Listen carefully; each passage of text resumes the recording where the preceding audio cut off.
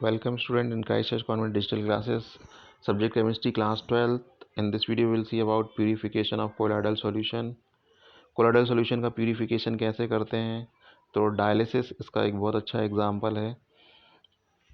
जैसे कि किडनी जब फेल हो जाती हैं तो ह्यूमंस में जो ब्लड का फिल्ट्रेशन है वो किडनी नहीं कर पाती हैं, तो जो ब्लड है उसका डायलिसिस आर्टिफिशियल किडनी, जिसको डायलिसिस मशीन बोलते हैं, उसके द्वारा किया जाता है।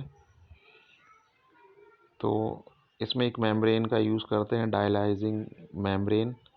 तो कैसे होता है देखते हैं इसको। Colloidal solution when prepared, colloidal solution जब बन जाता है, generally contains excessive amount of electrolyte.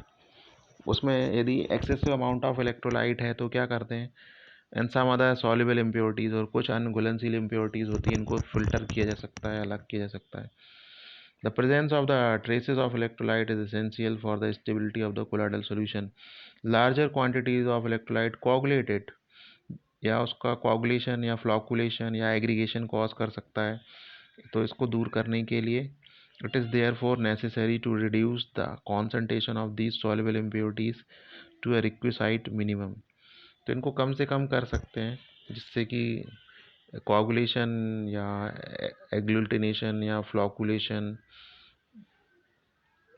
ना हो. The process used for reducing the amount of impurities to a requisite minimum quantity is known as purification of colloidal solution. The purification of colloidal solution is carried out by the following method. First method is dialysis. तो dialysis क्या है देखते हैं इसको। Dialysis, it is a process of removing the dissolved substance from a colloidal solution by means of diffusion through a suitable membrane. So human blood is a colloidal system. Human blood जो है एक colloidal solution होता है। जब kidney fail हो जाती है, kidney blood का फिल्ट्रेशन नहीं कर पाती किसी वजह से, या किडनी डिसीज़ के कारण, या नेफ्रॉन प्रॉपरली काम नहीं करते हैं, तो फिर ब्लड का डायलिसिस किया जाता है और मशीन के द्वारा खून को साफ करके फिर से शरीर में भेजा जाता है।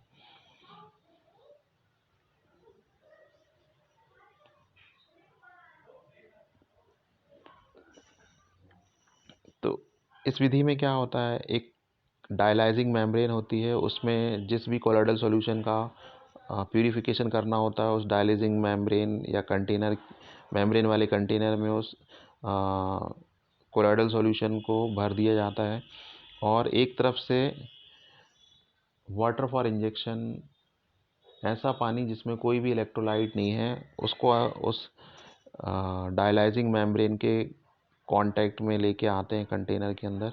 तो एक तरफ से इनलेट होता है, दूसरी तरफ से आउटलेट होता है। इनलेट नीचे से दिया जाता है, आउटलेट ऊपर से दिया जाता है, ओवरफ्लो। तो ओवरफ्लो जो है आउटलेट राइट हैंड साइड में डायग्राम फिगर 5.9 में आप देख सकते हैं। पानी और उसके साथ जो एक्स्ट्रा इलेक्ट्रोलाइट था या इम्प्योरिटीज़ थी, वो पानी में घुल के और क्रिस्टलॉइड के फॉर्म में बाहर निकल जाते हैं, और सॉल्ट पार्टिकल जो है अंदर रह जाते हैं। तो किसी कोलाइडल सिस्टम में सॉल्ट पार्टिकल भी होते हैं और क्रिस्टलॉइड्स भी होते हैं। तो क्रिस्टलॉइड इम्प्योरिटीज कॉज करते हैं, सॉल्ट पार्टिकल तो हमारे लिए ज़रूरी हैं। तो सिंस द पार्टिकल आयंस और smaller molecule in a true solution can pass through animal membrane, bladder, या पार्चमेंट पेपर भी बोलते हैं, या सेलोफेन शीट भी बोलते हैं इसको, but not the colloidal particle. So the membrane can be use for dialysis. तो जो डायलाइजिंग मेम्ब्रेन होती है वो एनिमल मेम्ब्रेन की बनी होती है, ब्लैडर की बनी होती है, पार्चमेंट पेपर की बनी होती है। हार्डवेयर दुकान पे मिलता है पार्चमेंट पेपर, और जगदम्बा हार्डवेयर पे मिल सकता है। और सेलोफेन शीट भी आती है, फ़िल्टर में भी यूज़ होते हैं, पानी के फ़िल्टर में इनको यूज़ किया जाता है। The membrane can be use for dialysis. The apparatus use for this purpose is called dialyser. Dialyser में क्या होता है, bag of suitable membrane, suitable membrane का एक बैग बनाते हैं कंटेनिंग द कोलाइडल सॉल्यूशन, उसमें कोलाइडल सॉल्यूशन भर देते हैं, और ये सस्पेंडेड रहता है एक वेसल में, और वेसल में फ्रेश वाटर भरते हैं, कंटिन्यूसली फ्लो होता है, फ्रेश वाटर अंदर आता है, बाहर निकलता रहता है। The molecules and the ion diffuse through membrane into outer water and the pure colloidal solution is left behind. इसके अलावा इलेक्ट्रोडायलिसिस भी होती है। इलेक्ट्रोडायलिसिस में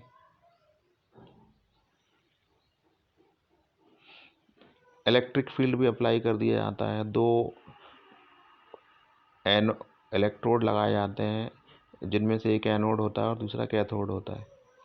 तो इलेक्ट्रोडायलिसिस में क्या होता है, ordinarily the process of dialysis is quite slow. Dialysis की प्रक्रिया बहुत धीमी है, तो इसको तेज करने के लिए it can be made faster by applying the electric field. Electric field apply करते हैं। If the dissolve substance in the impure colloidal solution is only an electrolyte, the process then named as electrodialysis. The colloidal solution is placed in a bag suitable membrane while pure water is taken outside. Electrodes are fitted in the compartment as shown in figure 5.10.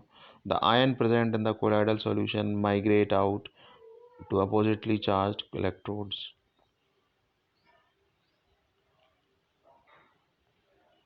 तो electric field में electrodialysis होती है। फिर ultra filtration kidney में होता है। Urine formation की 3 step होती हैं। पहली स्टेप है अल्ट्रा फिल्ट्रेशन, दूसरा है सेलेक्टिव रीएब्जॉर्प्शन और तीसरा है excretion. So will see what is ultra filtration.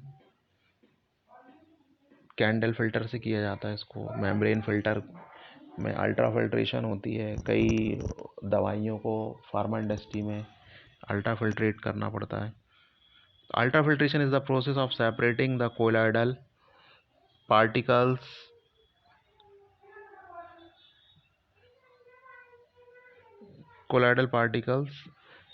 from the solvent and soluble solute present in the colloidal solution is specially prepared filter विशेष रूप से बनाया जाता है इनको, which are permeable to all substance except colloidal particles, जो सभी सब पदार्थों को अपने में से होकर जाने देती हैं फिल्टर, लेकिन कोलाइडल पार्टिकल्स को रोक लेते हैं।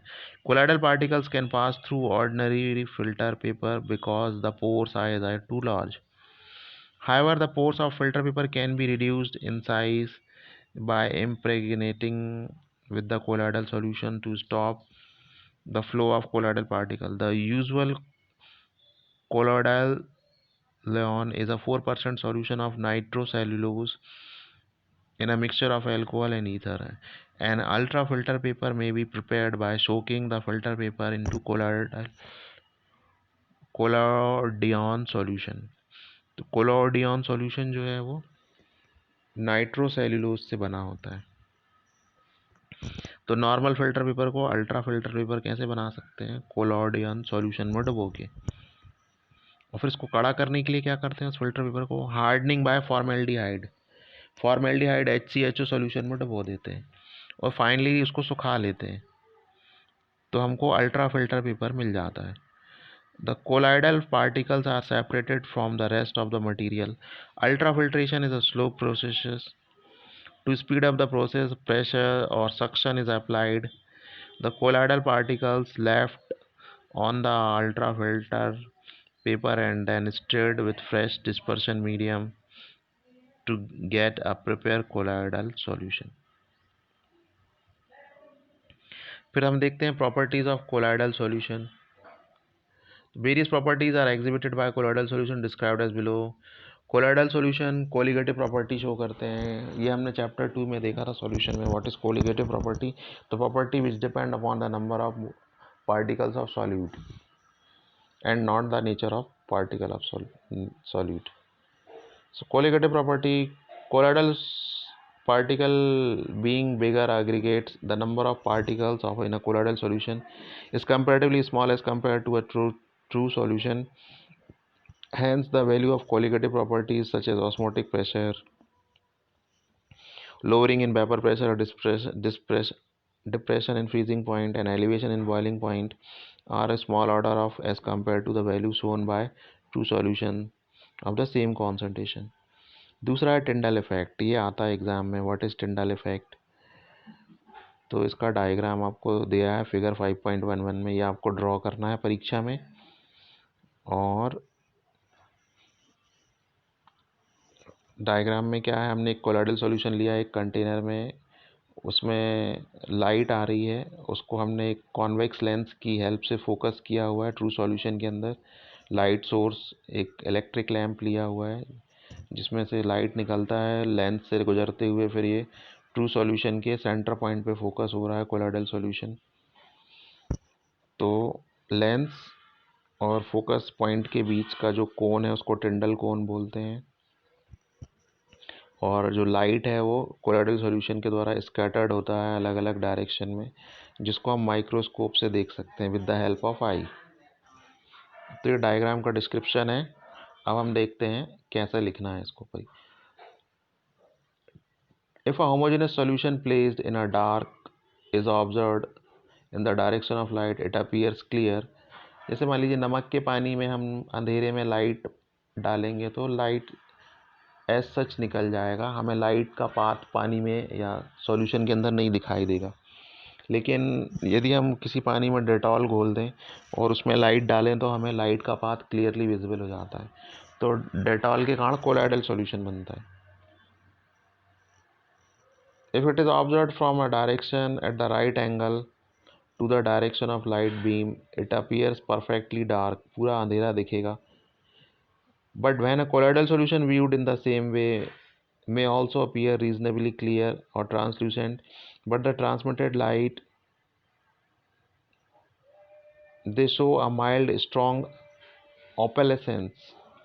When viewed at a right angle, the passage of light, that is the path of beam, is illuminated by a bluish light, नीले रंग का दिखेगा।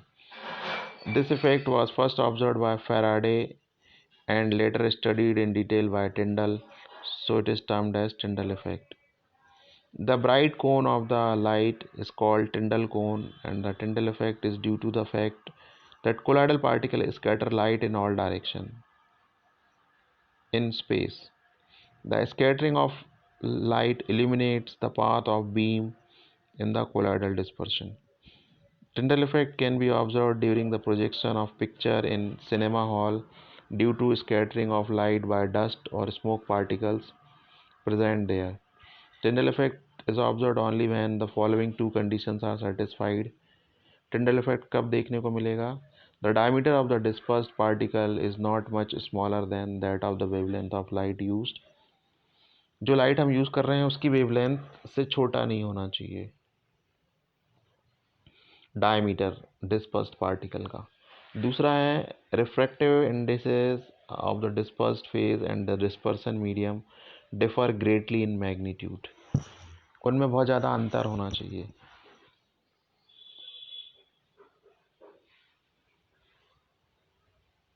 डिस्पर्स फेज और डिस्पर्सन मीडियम के रिफ्रैक्टिव इंडेक्स में बहुत ज़्यादा डिफरेंस होना चाहिए। Tyndall effect is use to distinguish between a colloidal solution and true solution. इसका यूज़ क्या है टिंडल इफेक्ट का? दिया गया सॉल्यूशन है कि कोलॉइडल सॉल्यूशन है, इसका पता हम टिंडल इफेक्ट से कर सकते हैं। फिर इसके बाद एक साइंटिस्ट हुए थे सिगमोंडी, 1903 में। उन्होंने टिंडल इफेक्ट को डिस्क्राइब करने के लिए एक सेटअप ऑपरेटर्स का यूज़ किया था, ऑपरेटर्स का सेटअप किया था जिसका नाम है ultra microscope. N intense beam of light is focused on the colloidal solution contained in a glass vessel as shown in the diagram figure 5.11.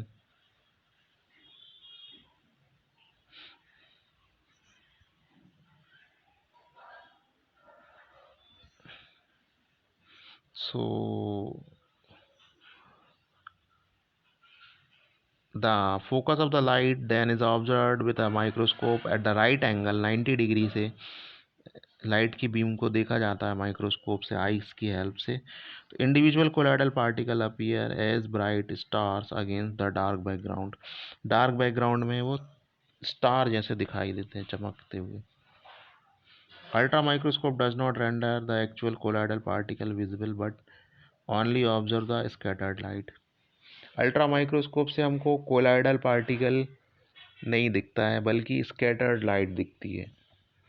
Thus, ultra microscope does not provide any information about the size and the shape of colloidal particle. color of the colloidal solution depend upon the wavelength of the light used scattered by the dispersed particle. Scattering of light के कारण sky looks blue, deep water looks blue. So these are some phenomena which we are go through on our day to day life. उसके बाद एक important concept है Brownian movement. Colloidal particle zigzag movement करते हैं, random movement करते हैं किसी भी डायरेक्शन में, है ना. Brownian movement. When colloidal solution are viewed under a powerful ultra microscope, the colloidal particles appears to be in a state लगातार गति करते रहते हैं, जिगजैग मोशन करते हैं ऑल ओवर द फील्ड, पूरे सॉल्यूशन में. This motion was first observed by British botanist Robert Brown. That's why it is called Brownian movement. फिर इसमें क्या है, this motion is independent the nature of the colloid. Colloid के nature से मुक्त होती है but depend on the size of the particle and viscosity of the solution. Particle size और सॉल्यूशन की विस्कोसिटी पे, कोलाइडल सॉल्यूशन की विस्कोसिटी पे डिपेंड करता है. Smaller the size, lesser the viscosity, the faster is the motion. फिर colloidal particle पे charge होता है.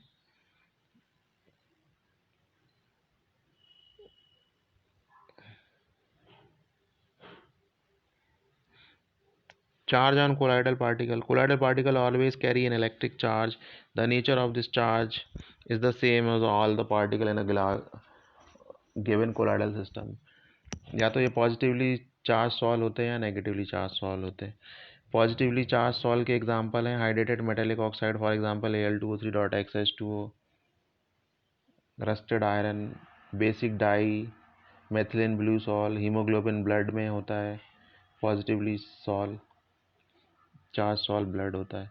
नेगेटिवली चार्ज सॉल्व कौन कौन से होते हैं, metal, copper, silver, gold solve होते हैं. एसिड डाइज होती हैं. Solve of starch and gum and gelatin, clay, charcoal, ये नेगेटिवली चार्ज होते हैं. और इसलिए चारकोल जो है नेगेटिवली चार्ज होता है, इसलिए इम्प्योरिटीज़ को रिमूव कर देता है. तो ये एग्जाम्पल हैं, इनको पढ़ना है हमको.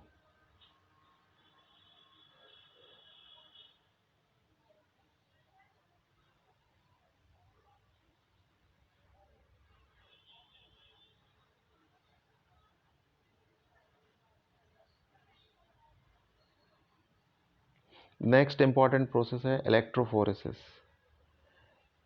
ये भी आया एक दो बार 2-3 नंबर में. इलेक्ट्रोफोरेसिस क्या होता है, the existence of charge on colloidal particle is confirmed by electrophoresis experiment.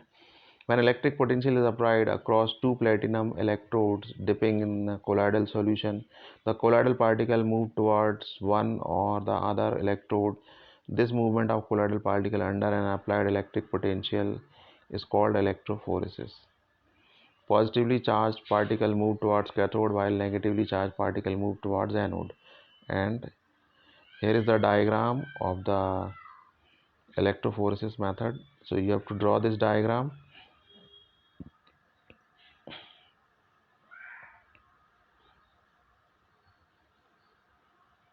and describe this definition.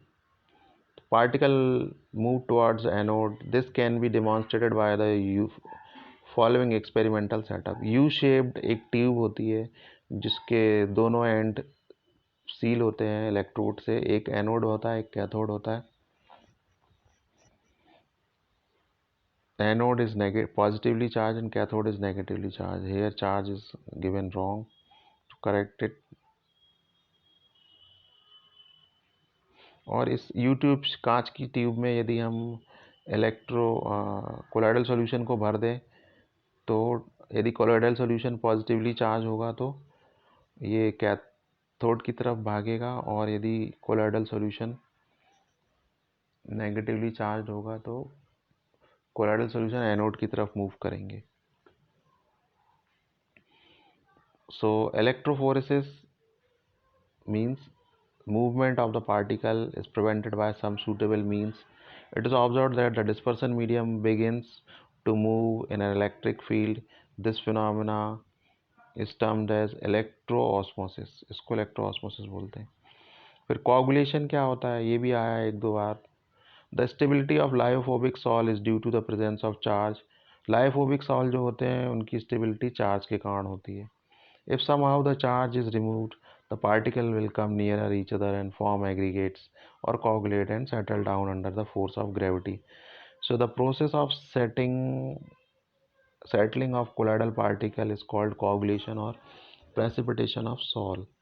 The coagulation of the lyophobic sol can be carried out in the following ways. कैसे कर सकते हैं? Electrophoresis method के द्वारा हो सकता है, by mixing two oppositely charge sol के द्वारा हो सकता है, बॉइलिंग के द्वारा कर सकते हैं, जैसा कि अंडे को उबालते हैं हम, मुर्गी के अंडे को, कच्चा अंडा होता है उसको यदि उबाल दो तो अंडे के अंदर का जो प्रोटीन होता है वो कोआगुलेट हो जाता है बॉइलिंग या हीट के द्वारा। डायलिसिस के द्वारा हो सकता है, एडिशन ऑफ इलेक्ट्रोलाइट के द्वारा हो सकता है। तो इस it has been observe that ये एक नया रूल है हार्डी-सुलजे लॉ या हार्डी-सुलजे रूल, ये भी इम्पॉर्टेंट है। इसके हिसाब से क्या है, डेफिनेशन क्या है हार्डी-सुलजे रूल की? The greater of the valency of the flocculating ion added, the greater is its power to cause precipitation. Means यदि किसी मेटल पे या फ्लॉकुलेटिंग एजेंट पे जितना ज़्यादा चार्ज होगा पॉजिटिव या नेगेटिव, उतनी ज़्यादा उसकी कोआगुलेशन पावर होगी। ये रूल सबसे पहले हार्डी-सुलजे ने दिया था, इसलिए इसको हार्डी-सुलजे रूल बोलते हैं। In the coagulation of a negative salt the flocculating power is in order of, तो एल्युमिनियम आयन की फ्लॉकुलेटिंग पावर सबसे ज़्यादा होगी क्योंकि इस पर सबसे ज़्यादा चार्ज है। बेरियम की उससे कम होगी, इस पर 2 है चार्ज, सोडियम की सबसे कम होगी। और यदि मान लीजिए पॉजिटिव सॉल है तो नेगेटिवली चार्ज आयन लेंगे, FeCN6 4 माइनस, पे 4 माइनस चार्ज है तो इसकी कोआगुलेशन पावर ज़्यादा होगी। फॉस्फेट पे 3 माइनस चार्ज है तो इसकी कोआगुलेशन पावर हेक्सासाइनोफेरेट आयन से कम होगी। सल्फेट आयन पे 2 माइनस चार्ज है, क्लोरीन पे -1 चार्ज है। सो द मिनिमम कॉन्सेंट्रेशन, अब एक नई डेफिनेशन देखते हैं। The minimum concentration of an electrolyte in millimoles पर litre required to cause precipitation of a sol in 2 hours is called coagulating value. The smaller the quantity needed, the higher will be the coagulating power of an ion. फिर coagulation दिया है lyophilic salts का। There are 2 factors which are responsible for the stability of lyophilic salt. These factors are charge and solvation of the colloidal particle. When these 2 factors are removed, a lyophilic salt can be coagulated. It can be done by adding an electrolyte, by adding a suitable solvent. When solvents such as alcohol and acetone are added to hydrophilic salt, dehydration is dispersed phase occurs. Under this condition, a small quantity of electrolyte can bring about coagulation. फिर protection कैसे करते हैं colloids की? Lyophilic salts are more stable than lyophobic salt, so this is due to the fact that lyophobic colloids are extensively solvated, so colloidal particles are covered by a sheath of the liquid in which they are dispersed. Lyophilic colloids have a unique property of protecting lyophobic colloids. Lyophilic colloids lyophobic का protection कर सकते हैं। When a lyophilic sol is added to lyophobic sol, the lyophilic particles form a layer around the lyophobic particle and thus protect the latter from the electrolytes. Lyophilic colloids used for this purpose are called protective colloids. तो ऐसे collide को protective collide बोलते हैं। अब हम देखते हैं emulsion क्या होते हैं। इमल्शन 2 टाइप के होते हैं। ऑयल इन वाटर, मतलब पानी ज़्यादा है ऑयल कम है। दूसरा हो सकता है वाटर इन ऑयल, ऑयल ज़्यादा हो पानी कम हो। सो emulsion are the liquid colloidal system are known as emulsion. emulsion की 1 लाइन डेफिनेशन क्या है? लिक्विड कोलाइडल सिस्टम को emulsion बोलते हैं। इसका मतलब है जब डिस्पर्स्ड फेज और डिस्पर्सन मीडियम दोनों लिक्विड हो तो emulsion बनता है। फिर इसके टाइप हमने देख लिए। Oil dispersed in water OW type है, लेफ्ट हैंड साइड का फिगर है, और WO जो है राइट हैंड साइड का फिगर शो कर रहा है। अब दूसरी डेफिनेशन है The dispersion of finely divided droplet into another liquid. If a mixture of two immiscible liquid मतलब जो आपस में कभी मिक्स नहीं होते, जैसे तेल और पानी, आप उनको कितना भी शेक कर दो वो सेपरेशन हो जाता है. Oil floats on water. A coarse dispersion of one liquid is another is obtained which is called emulsion. और इसको बनाने के लिए हमको emulsifying agent की ज़रूरत पड़ती है. In the first system, water acts as a dispersion medium. The example of this type of emulsion are milk, vanishing cream. In milk, liquid fat is dispersed in water. In the second system, oil acts as a dispersion medium. Common example of this type are butter and cream.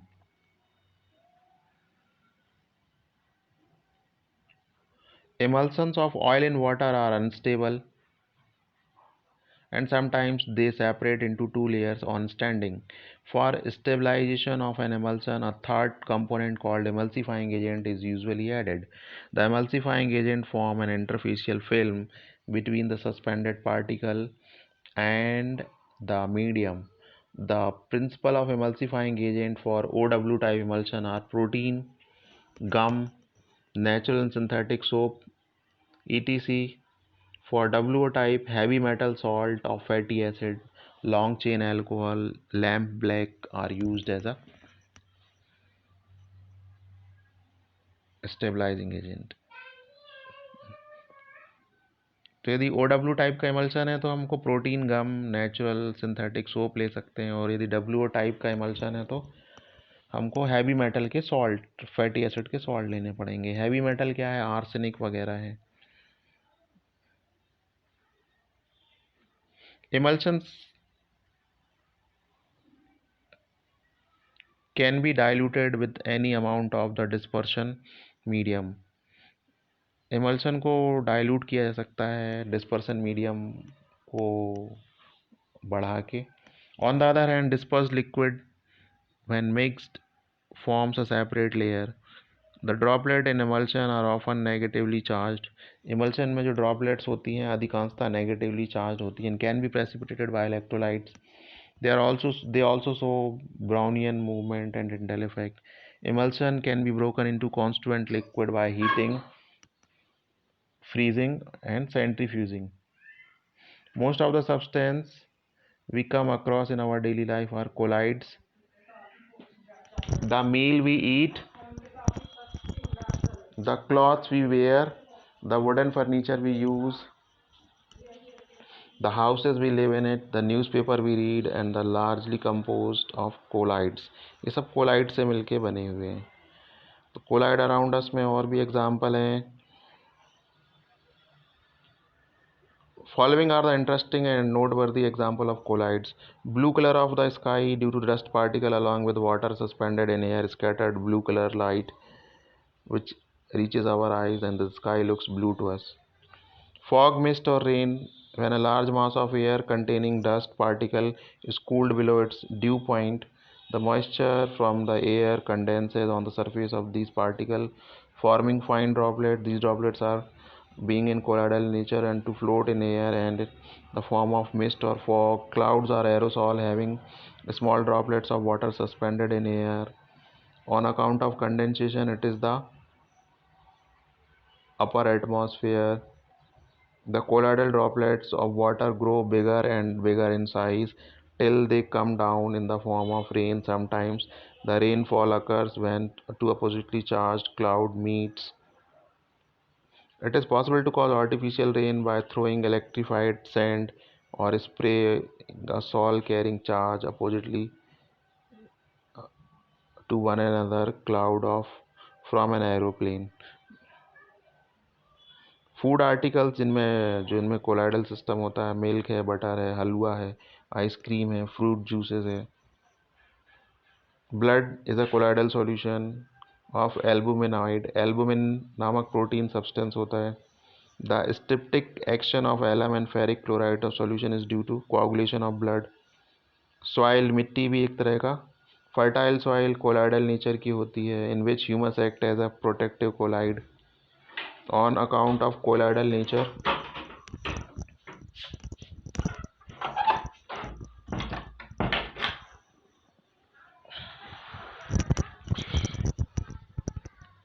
Formation of delta by a river. Sundarban delta जो है वो बे of Bengal में जो गंगा नदी का पानी है, ब्रह्मपुत्र नदी का पानी है, वो संसार का सबसे बड़ा डेल्टा का निर्माण करते हैं। तो वहाँ भी कोलाइडल सिस्टम बनता है। सी वाटर में बहुत सारे इलेक्ट्रोलाइट होते हैं। रिवर वाटर में कोलाइडल सॉल्यूशन, क्ले का कोलाइडल सॉल्यूशन होता है। When river water meets with sea water, the electrolyte present in sea water coagulate the colloidal solution of clay, resulting in its deposition and with the formation of delta। इसके कारण जो नदी की single धारा है वो कई छोटी छोटी धाराओं में बढ़ जाती है। Application of colloid. कोलाइड का यूज़ कहाँ होता है? एनटीपीसी में होता है। क्या करते हैं? Colloids are widely used in industry. The following are some examples. Electrical precipitation of smoke. Smoke is a colloidal solution of solid particles such as carbon, arsenic compound, dust. These are toxic for health. So, to remove these particles from air, the smoke before it comes out from the chimney के बाहर निकलने के पहले is led through the chamber containing plates having a charge opposite to that carried by the smoke particle. Cottrell smoke precipitator बोलते हैं। इस instrument को क्या बोलते हैं? Cottrell smoke precipitator. ठीक है।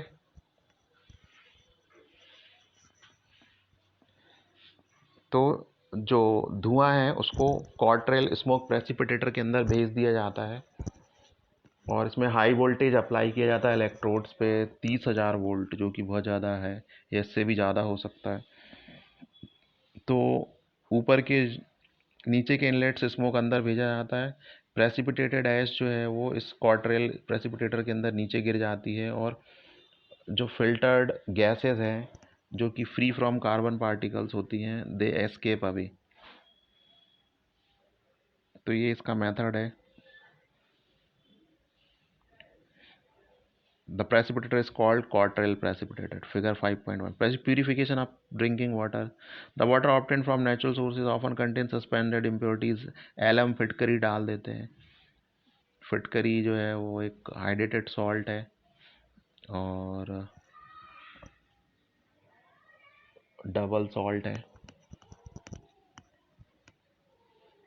सिंगल सॉल्ट क्या होता है? NaCl। डबल सॉल्ट क्या होता है? K2SO4 Al2SO4 dot 24H2O। उसको फिटकरी या एलम बोलते हैं। तो सच water to coagulate the suspended impurities and make water fit for drinking purpose। Medicine, कई दवाइयाँ जो हैं वो कोलाइडल नेचर की होती हैं। फॉर एग्जांपल अर्गेरॉल, इसमें सिल्वर सॉल होता है, चांदी से बना हुआ है। Used as an eye lotion के काम आता है। कोलाइडल एंटीमनी होता है जिसका यूज़ काला जार नामक बीमारी को ठीक करने में होता है। Colloidal gold is used in intramuscular injection, muscles में देते हैं। मिल्क ऑफ मैग्नीसिया जो कि एक एमल्शन है, एसिडिटी में यूज़ होता है, स्टोमक डिसऑर्डर में यूज़ होता है। Colloidal medicine are more effective because they have large surface area and therefore easily assimilated by the body. Tanning, चमड़े को साफ करने में जानवरों की खालों से कई चीज़ें बनाई जाती हैं, तो उनकी खालों को या चमड़े को साफ करना रहता है तो उसमें टैनिंग यूज़ करते हैं। Animal hides are colloidal in nature. When a hide which has positively charged particle is soaked in tannin which contain negatively charged colloidal particle, mutual coagulation take place, thus result is hardening of leather। जिससे चमड़ा कड़ा हो जाता है, इस process को tanning बोलते हैं। Chromium salt are also used in place of tannin।